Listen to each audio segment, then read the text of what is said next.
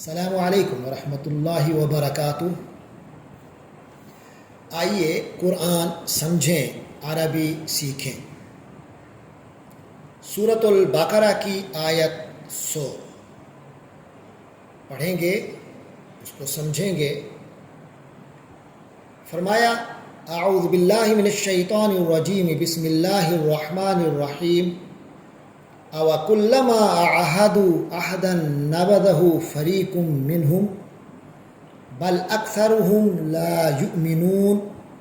صدق اللہ العظیم۔ اس آیت کے الفاظ کو ہم دیکھتے ہیں تو اس میں اوَكُلَّمَا، اس کو ہم گزشتہ اسباق میں دیکھ سکتے ہیں اس ترکیب کو، وَكُلَّمَا، آ کے معنی کیا کے ہیں، وا کے معنی اور، تو آوا کا ترجمہ کرتے ہیں اور کیا، کلما جب کبھی بھی، آوا کلما اور کیا جب کبھی بھی، عاہدو، عہد کا لفظ سنا ہوا ہے، عہد کے معنی وعدہ ہے، اسی سے باب مفاعلہ میں فعل ماضی آتا ہے، عاہدہ، اس آدمی نے پکا وعدہ کیا، معاہدہ کیا، اسی سے معاہدہ کا لفظ بھی اردو میں ہے، جسے ہم معاہدہ کہتے ہیں، معاہدہ، عاہدہ، اس نے پکا وعدہ کیا، دیا، عاہدو جمع کا صیغہ ہے، ان سب نے وعدہ کیا، اوَكُلَّمَا عَاهَدُوا، اور کیا جب کبھی بھی ان لوگوں نے، بنو اسرائیل نے، ان یہود نے وعدہ کیا، عہداً، جو وعدہ ہوتا ہے جس طرح، یعنی پکا وعدہ،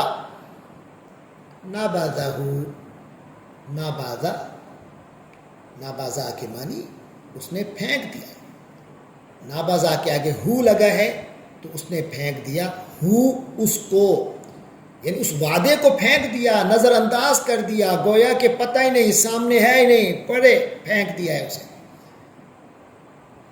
تو فرمایا بنو اسرائیل کی مجموعی صورتحال یہ ہے، اور یہاں تعجب کے انداز میں بتایا جا رہا ہے، اور کیا یہ ایسا ہی کرتے رہیں گے؟ ان کا ماضی بھی ایسا ہی رہا، مستقبل بھی ایسا ہی رہے گا کہ ان میں سے کہ یہ اللہ سے پکا، رسول سے پکا وعدہ کریں گے، اللہ سے پکا وعدہ کریں گے، زندگی میں پکے عہد کریں گے، مگر اسے پھینک دیں گے۔ فریق منہم، ان میں سے کی ایک جماعت اس وعدے کو پھینک دے گی، تو ان کی اکثریت، فرمایا بلکہ، یعنی حقیقت یہ ہے کہ اکثرہم، ان لوگوں کی اکثریت، لا یؤمنون، ایمان نہیں رکھتی،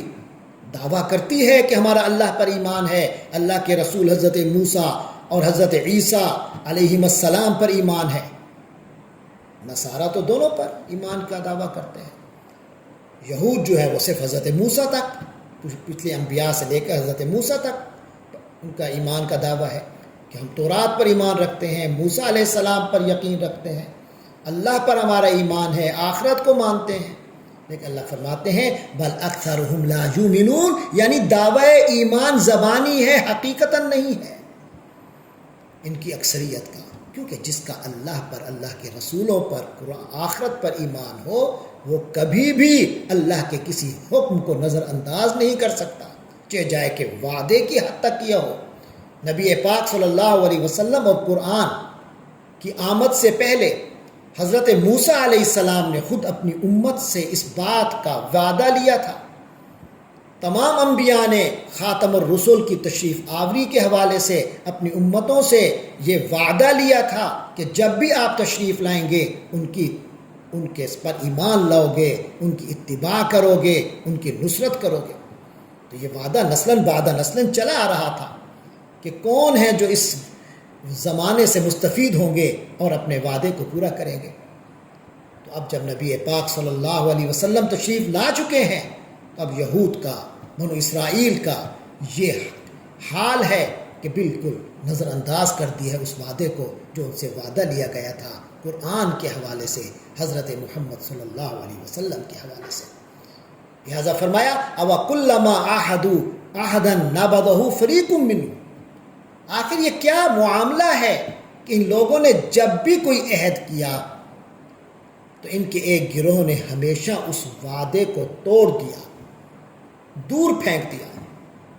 بل اکثرہم لا یؤمنون، تو پھر فرمایا عام کہ اس میں کوئی ایسی تعجب کی بات نہیں ہے، حقیقت یہ ہے کہ ان کی اکثریت ایمان رکھتی ہی نہیں ہے۔